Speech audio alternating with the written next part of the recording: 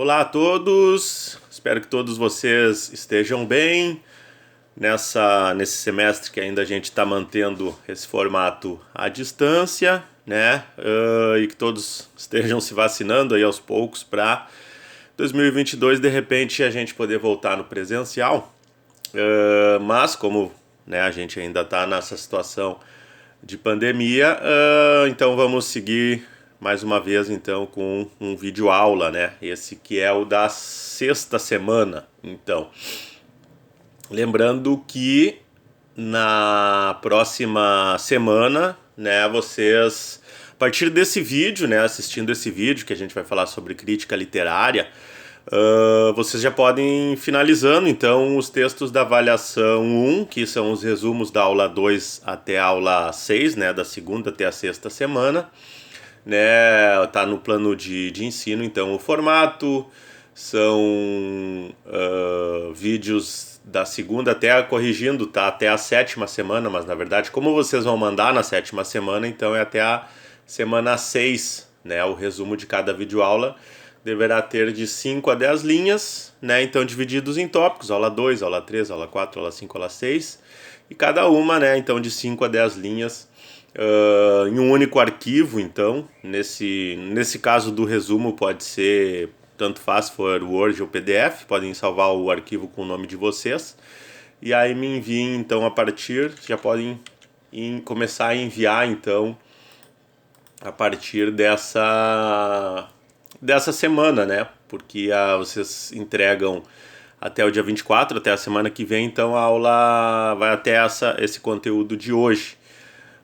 Então eu vou falar hoje um pouco sobre crítica literária e depois eu vou fazer a explicação então sobre a crítica que vocês vão ter que fazer, que é a avaliação 4. E aí amanhã, né, eu tô postando esse vídeo hoje excepcionalmente na quinta, né, então na sexta, amanhã, a gente tem um encontro síncrono às 19 horas, optativo, né, para quem quiser conversar ou para quem quiser tirar dúvidas sobre as avaliações, sobre a disciplina, sobre o conteúdo. Enfim, vou ficar disponível das 7 em diante, né, aproximadamente uma hora e pouco, até umas 8 e pouco. Então eu vou aguardar vocês, né, quem tiver interesse de entrar para tirar dúvidas ou conversar sobre os conteúdos da disciplina. Então, lembrando que na semana que vem a gente fala a questão, a gente já começa a falar literatura e história, literatura e negritude, e aí no dia 1º de outubro, então, tem a participação da convidada, né, a professora Sátira, que vai falar mais sobre então a questão de literatura e negritude, também sobre poesia, né, que é uma das especialidades dela. Então, seria esses os recados iniciais. Então, falando sobre crítica literária, a crítica ela nasce praticamente junto com o jornalismo impresso, né, com o jornalismo cultural, com comentários, né, sobre obras literárias, principalmente no momento em que a mídia que se tinha era o jornalismo impresso, né? Então a gente tem muitos escritores, além de serem escritores, também serem críticos literários, né? Montaigne foi um deles, enfim, vários filósofos, Dostoiévski, escritor também, que escreviam, e alguns deles escreviam também para ter uma forma remunerada de ganhar a vida, ou atuavam alguns como jornalistas, repórteres, e alguns como críticos literários, né? Então a crítica literária, a história dela, ela começa já a partir do surgimento praticamente da imprensa, e quando já se começa a abordar os livros, né, a literatura, a cultura de maneira geral nas páginas dos jornais, né? Então século XVII, XVIII, né, a partir do século XIX começa a ficar mais forte até, e ao longo do século XX também, né, Nelson Rodrigues, por exemplo, era um crítico de cultura de maneira geral e também um crítico literário, né. Então a crítica ela vai evoluindo, né, com o passar dos tempos, e eu vou colocar para vocês um artigo então na pastinha que é um artigo feito justamente sobre, né, a crítica literária na contemporaneidade. É um artigo que foi apresentado num evento da Intercom. Deixa só eu encontrar aqui na pastinha o artigo para ver o nome, dar os créditos aqui no nome da autora. É a Dorama de Miranda Carvalho, né, da ISPM São Paulo. Na época ela era doutoranda, né, foi 2017. E se chama Leitor Blogueiro, Novos Horizontes da Crítica Literária e o Consumo de Livro como Veto de Comunicação em Rede, né? Então, ela vai falar dos blogueiros e dos booktubers, né? Como eu coloquei para vocês aquele canal que eu tinha mencionado, eu postei numa aula anterior, né, o link. Se a gente voltar lá nas aulas dá para encontrar. Então, que são os canais de YouTube que fazem resenhas ou críticas literárias, né, sobre as mais diversas obras. Alguns é sobre os livros clássicos, outros é sobre... Aqui, canal Literaturice, então tá na aula 3, né, é um exemplo de canal. A autora, ela é especialista, né, em literatura, e ela comenta as obras, né? Comenta obras clássicas principalmente, e há N outros canais como esses, né? Então houve, só para, né, falando isso para dizer que houve toda uma evolução, né, que passou pela evolução tecnológica das mídias, né, começando com o impresso, depois a rádio, depois a televisão e posteriormente com a internet, né? Mas a gente ainda tem revistas e canais de revistas, sites de revistas, né? A Cult era uma revista que eu peguei muito ainda impressa no início dos anos 2000, e hoje, claro, está na internet, né? Até acho que não, creio que não tenha a edição mais a impressa, mas ela segue existindo, né, com uma edição online, né? Então, claro, teve essa adaptação, né? E com isso também se mudou um pouco o texto, né? Aquele texto que ele era mais... como a gente diz no jargão das redações, né, tijolão, né, no início, praticamente só texto e textos longos, por vezes pesados, passou a incluir imagens, né, fotografias, e hoje diversos outros recursos gráficos, né? Hoje é possível até ter o texto acompanhado de vídeos, etc. Então, né, a crítica literária, ela tem essa característica também de ser um texto opinativo, né, dentro daquela classificação dos gêneros literários. É um gênero opinativo, mas aí um ponto importante, que é o embasamento que o autor vai ter para emitir essa opinião, né? Não vai ser aquela opinião de lugar comum, né? Ah, gostei porque é bom, gostei porque é legal, né? Vai ter embasamento, né? Vai ter justificativas.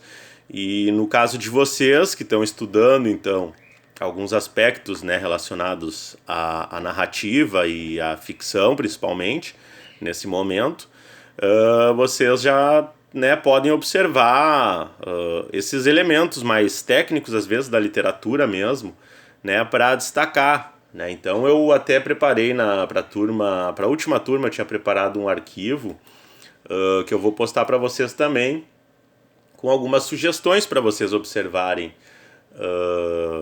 para fazer a crítica de vocês.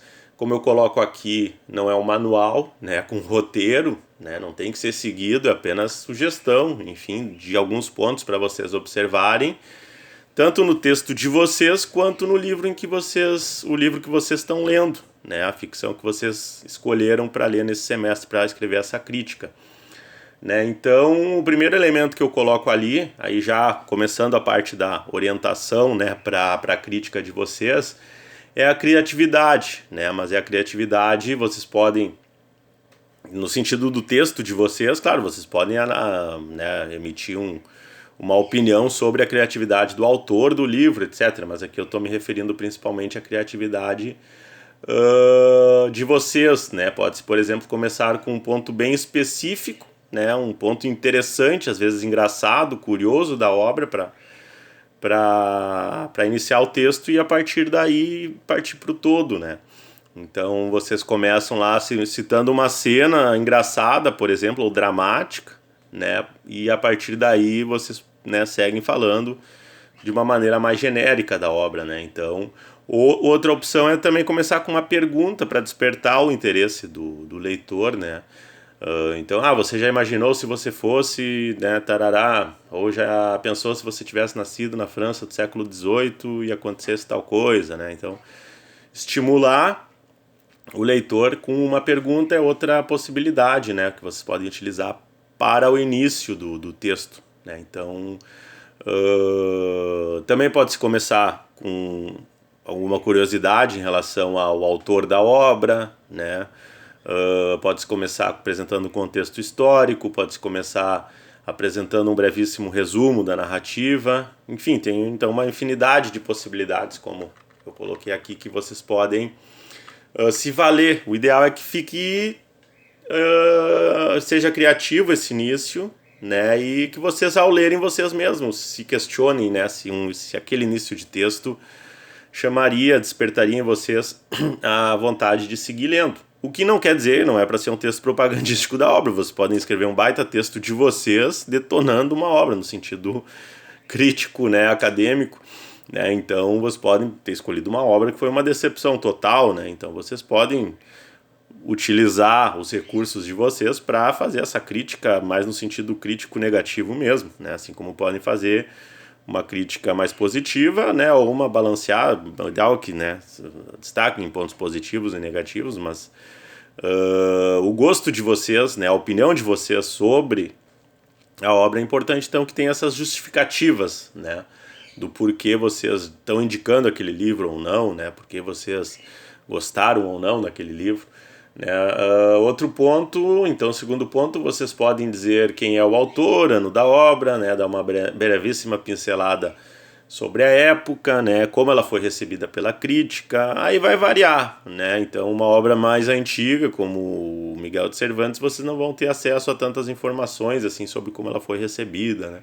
Agora tiveram obras que a parte do público acabou se agregando à história da própria obra, né? Como Lolita, do Nabokov, por exemplo. É uma obra que, além da obra em si, teve toda a repercussão da época e segue, né, até hoje. Mas na época, principalmente, ela foi censurada, criticada, teve toda uma, né, um contexto ali que acabou se agregando à história da obra e do autor mesmo, né? Vocês também podem avaliar alguns pontos sobre a cronologia, né? Se apresentado, por exemplo, em ordem cronológica, se tem um começo, meio e fim bem definido, ou há jogos temporais, né? Aqueles jogos de ida e volta, uma hora está no passado, uma hora está no presente, uma hora está no futuro.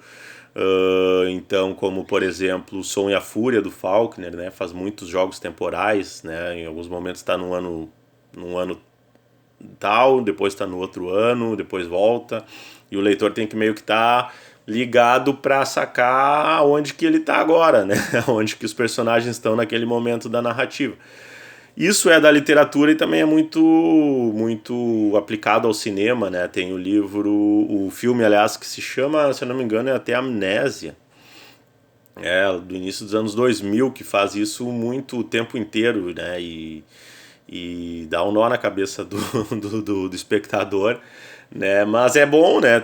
Eu particularmente gosto, né, dessas narrativas assim que exigem mais do leitor, né, em termos de concentração e de prestar atenção, né? Porque isso vai também fornecendo, né? Vai desenvolvendo a parte cognitiva, né? A capacidade de vocês mesmos desenvolverem narrativas, né? Vocês vão pegando também essas técnicas, né, para eventualmente vocês mesmos utilizarem, inclusive no jornalismo literário.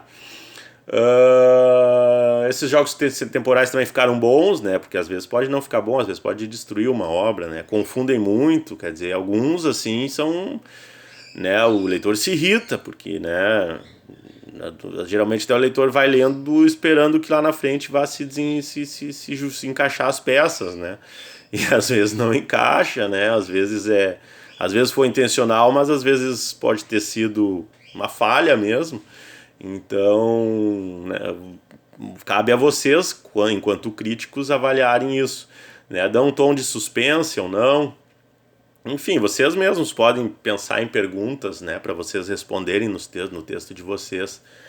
O começo também é outro ponto que vocês podem avaliar no livro, se é um começo legal, criativo, chama atenção, né? Alguns autores pecam nesse ponto, né? Mesmo alguns clássicos. Claro, pecam assim no sentido talvez de atingir um grande público, né? Mas tem clássicos em que o início é péssimo não, eu cito de novo o Som e a Fúria, né? Vocês vão começar, a pessoa começa a entender a história depois da página 100 e lá vai fumaça. Então eu conheci escritores que leram muito e que abandonaram essa leitura, porque leram 50 páginas e não estavam entendendo nada. Quando eu li, eu fui vacinado. Eu sabia, eu tinha visto até, acho que no Literatura, o comentário, né, da autora do blog, do canal no YouTube, tinha lido sobre, né, então a internet permite essa pesquisa prévia, né, então eu fui vacinado, fui sabendo que eu só ia começar a entender mais tarde, mas fui igual. Então tem alguns livros que exigem força de vontade, né? E tem aqueles que começam, né? O Metamorfose do Kafka, por exemplo, já começa com a cena ali, né? O cara ali transformado em barata e de cara já te desperta uma curiosidade, um humor, né? Então tem livros em que o começo é um ponto alto, né? Um ponto forte do livro, né? Essa chamada de atenção inicial. Mas é algo que contemporaneamente, como eu coloquei então, ele é valorizado porque essa perspectiva contemporânea de que tem uma concorrência gigantesca com outras mídias, com redes sociais, com os próprios clássicos, com o trabalho das pessoas, a vida em família, etc, etc, etc. Né? Então, claro, no lugar comum é visto, né, como um baita mérito. Claro, pode ser um baita mérito ter um bom início. Mas tem gente também que pensa, não, eu quero escrever para um leitor mais qualificado, então também não vou ligar muito para isso. Né? Então, mas no geral é uma boa técnica narrativa, né? Um começo que chama atenção, né? Um começo criativo. Comercialmente é um best-seller, então esse livro que vocês pegaram é um clássico, é um best-seller, é um livro contemporâneo, mas não precisa ser um best-seller, pode ser de um autor daqui a pouco não tão conhecido contemporâneo, pode ser uma pérola que vocês encontraram, sei lá, um livro escrito lá nas décadas de 60, 70 e que não é famoso e que é muito bom, enfim, fazer essa classificação então, né? Em relação à categorização, é um clássico, é um best-seller, não é um livro contemporâneo, é um livro antigo. Se pode ser também interpretado, né? Você pode observar por que esse livro vende, né? Então, tem um autor que acho que é Nicholas Sparks, se eu não me engano, em que eu li o livro dele até e ali se identificava muito claramente, claro, para quem tem uma leitura mais sobre teorias, etc., né? Se enxerga muito bem assim as técnicas, né, que agradam a um grande público, né, que são as mesmas técnicas que, claro, começaram na literatura, migraram para as telenovelas e agora para as séries, mas que também seguem sendo aplicadas na literatura, né? Então aquela coisa do colocar o protagonista em situações em que você não acredita mais que vai reverter e daqui a pouco acontece super eventos e daqui a pouco, né, engata de novo e isso de maneira, de certa forma, cíclica e explorar muito um dos principais pontos que atrai o ser humano, que é a questão dos sentimentos. Então, aquela questão do romance, do amor num sentido positivo, né? Então, de ter várias reviravoltas e várias ameaças, etc. Enfim, então são todos elementos que vocês podem observar no livro que vocês estão lendo, né? Então, se é um best-seller, tentem identificar, aí também mais do que nunca, talvez olhar com um olhar crítico, né? Porque geralmente até uma criticazinha mais comumente em relação aos best-sellers, eles tendem a usar chavões que agradam a um grande público, né? Então, nesse livro que eu li, aconteceu um troço espetacular que resolveu todos os problemas dos personagens no final. Então foi um final muito pastelão, né? Eu diria assim, muito tipo, como eu digo que fizeram no livro do Diário de um Jornalista Bêbado, do Hunter Thompson, em que o final do livro é um troço, né, macabro, digamos assim, e no final do filme o protagonista fica com a mocinha, né? Deu um spoiler, com o filme do Johnny Depp. Então, é claro, foi adaptado para o cinema, Hollywood, etc. Mas vocês podem observar isso, né? Então, aquele final clichê que irrita alguns pode agradar a grande maioria, né? Então, vocês podem observar isso também. Se não é por conta da falta de simpatia da crítica para com a obra autor, né? Se sim, porque é um clássico, né? Então, questão dos clássicos, por exemplo, né? Quer dizer, se é um clássico, vocês leram, não gostaram, né? Pode acontecer, né, normal. Vocês podem pesquisar por que a crítica considera aquele livro um clássico, por que ele foi um clássico, né? Pode ser às vezes um livro chato ou, por exemplo, um livro difícil, né? Os Sertões de Euclides da Cunha, mas que tem uma importância histórica, né? Inclusive dentro do jornalismo. Então, e claro, um evento histórico, né, absurdo, né? Então, uma reportagem, um livro-reportagem sobre um evento que tem todos os elementos em relação à humanidade, né, guerra, etc., massacre. Então, claro, mas aí você pega o livro para ler, né, um livro bem da época, né, com uma linguagem bem sisuda, né, digamos assim. Intertextualidade, né, vocês podem verificar, às vezes essas influências, às vezes é explícita, às vezes não, mas vocês podem identificar, né, por exemplo, o escritor Charles Bukowski, ele em algumas obras ele menciona, né, que o grande autor que ele se espelhava era o John Fante. Então Thompson, por exemplo, também leu muito Fitzgerald, né, do que tem o filme O Grande Gatsby, né, e assim por diante. Aliás, o livro do Grande Gatsby também não é nada de excepcional em termos de tamanho, assim, é bem tranquilo de ler. E assim por diante, né? Então, por exemplo, eu participei de uma banca de dissertação de mestrado em que o aluno, né, que depois, né, agora já é mestre, mas ele pesquisou essa influência por tabela, né? Ele pesquisou, não era o foco dele a pesquisa, mas ele constatou em determinado momento da pesquisa uma influência por tabela do James Joyce no Hunter Thompson através do Fitzgerald. Quer dizer, o James Joyce foi um autor que Fitzgerald gostava e o Thompson gostava né, ele se inspirava na obra do Fitzgerald, né? Então acaba às vezes aparecendo.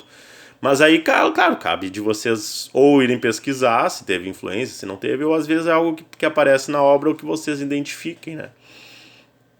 Porque comigo aconteceu muito ao longo da vida de gostar de um autor e buscar autores que influenciaram aquele autor, né? Às vezes se confirma, às vezes não, às vezes, né, tu pensa, não, tá, eu gosto das obras do fulano, mas as desse cara aí que influenciou ele não achei nada a ver, por exemplo. Acontece. Ou às vezes acontece de, né, vocês gostarem de ambos, né, de ambas as obras. O futuro imaginado, isso pode ser pensado em obras como 1984 e Admirável Mundo Novo, que são os autores que escreveram imaginando o mundo dali 50 anos, no caso do Admirável Mundo Novo, depois de 1000, 2000 anos. Tem também o do Michel Houellebecq, acho que é no Partículas na Possibilidade de uma Ilha, se eu não me engano, ele também faz esse jogo, né, de imaginar um futuro, né, um futuro imaginado. Se vocês identificarem isso, vocês podem mencionar que ele usa essa técnica, etc.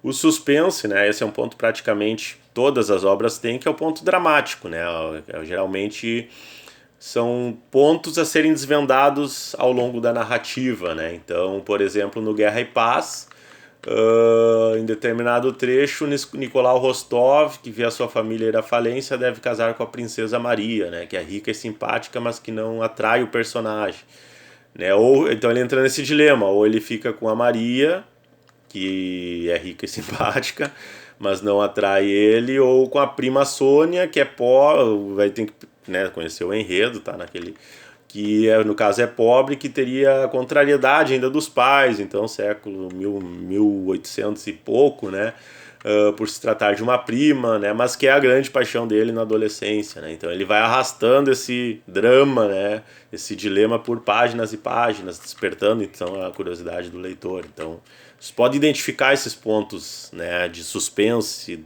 ao longo da narrativa.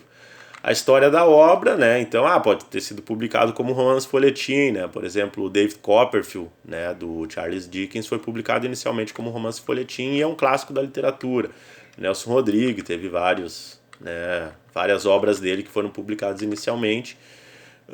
em capítulos, como romances folhetins, depois foram juntadas em uma única obra, ou várias foram adaptadas ou a cinema, ou a novelas, ou a séries. Crítica social, né? Muitos romances se destacam pela questão de crítica social. A Chimamanda Adichie, escritora nigeriana, aborda machismo, aborda racismo, né? Djamila Ribeiro, aí claro, não, que eu me lembro assim, acho que ela não tem obra de ficção, né? Mas no caso da Chimamanda, ela tem obras de ficção americana, da Guerra de Biafra, Meio Sol Amarelo, né? Então são obras que têm um cunho social muito, muito, muito forte e que são muito boas, inclusive. Quarto de Despejo também não entraria como ficção, né? É um romance histórico, né? Então, se sim, dá para discorrer acerca disso, né? Então, enfim, várias obras do Érico Veríssimo, como eu falei, esse próprio livro da Chimamanda, O Meio Sol Amarelo também, que são obras que abordam um contexto histórico, guerra e paz, né? Que é sobre eventos históricos que aconteceram de verdade. A gente vai falar mais sobre isso, se eu não me engano, na próxima semana. E o narrador, né? Então, em primeira pessoa, né? Em terceira pessoa, são vários narradores, né? Escrito como um livro de memórias, né? Às vezes é uma ficção que é escrita como um livro de memórias. Há misturas com trechos de primeira e depois outros trechos em terceira pessoa, né? É importante citar, né, ao leitor quem é o narrador da obra, né? E aí eu coloquei no finalzinho aqui, né, o livro que eu postei na semana passada, né, do David Lodge, A Arte da Ficção, em que ele apresenta diversas dessas técnicas. Então esses, claro, vocês podem pensar em outros elementos, né, para vocês analisarem, para vocês observarem na obra que vocês estão lendo, né. Então a crítica literária, ela tem ela pode explorar todos esses pontos aí, não todos ao mesmo tempo, mas um ou outro, pode às vezes ficar focado num, né? O importante mesmo é fugir do lugar comum, né? Do clichê, do gostei porque é legal, porque é bom, né? Então ir um pouco mais além, né? É isso que vai diferenciar o crítico, né? Que pode ser o jornalista profissional, do amador, né? Do blog, às vezes amador, e outra possibilidade é essa dos vídeos, né? Essa vez eu não pensei em abrir para vocês o envio de críticas como vídeos youtubers, né? Booktubers, mas eu já estou cogitando, né? Porque é uma ferramenta que pode ser interessante. Apesar que é bom vocês escreverem, até aliás eu podia pedir os dois, né? Futuramente, o vídeo e o texto, mas dessa vez eu vou poupar vocês, né, do vídeo. Então, essas são as orientações, né, além da questão da formatação que está ali no plano, né. Então, em relação a tamanho e a fonte, etc., né, 20 a 40 linhas, eu digo assim, o mínimo 20, né, as 40 até eu vou dizer, se passar 5, 10 linhas não tem problema, né, só não precisamos escrever 100 linhas, porque daí, né, tem todos os trabalhos de vocês aí para ler. E geralmente os veículos mesmo no online têm um limite, né, em relação ao tamanho. Por exemplo, eu fui convidado a escrever no início do ano 2 textos para o jornal O Cândido da Biblioteca Pública do Paraná, e saíram na internet, até posso publicar eles. Acho que a gente vai falar, acho que eu incluí o Gonzo, agora não me recordo se está no Estudos Literários 1 também o Gonzo. Senão eu posso postar agora, senão eu deixo mais pra frente. Eu não incluí porque... não, tá na semana do dia 8, a gente falar sobre o Beat e o Gonzo aí. Então eu vou até anotar aqui, postar reportagens da Cândido, que é na internet, né, mas o editor me passou o tamanho, né, de tanto a tanto, né, então não é porque tá na internet que vai ser um troço infinito, né, porque daí ninguém vai ler às vezes, né, tu vai escrever 50 páginas, e daí porque não tem o limite físico, mas, né, vai ficar um troço que daqui a pouco ninguém vai ler porque é muito extenso. Então, e claro, eu estava sendo convidado, o editor que define, né, o tamanho do texto. Então eu vou postar esse da Cândido mais pra frente. Mas são elementos, 50 anos, né, do Medo e Delírio em Las Vegas.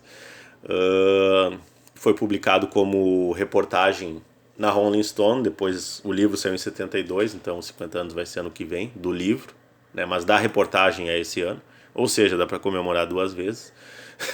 Então, essas são as orientações, né? E aí amanhã eu fico à disposição para a gente conversar, tanto sobre os conteúdos quanto em relação às avaliações, não só essa da resenha, mas as outras também, se eventualmente vocês tiverem alguma dúvida. Tá bom, um abraço, fiquem bem e para quem for amanhã na aula síncrona, até amanhã.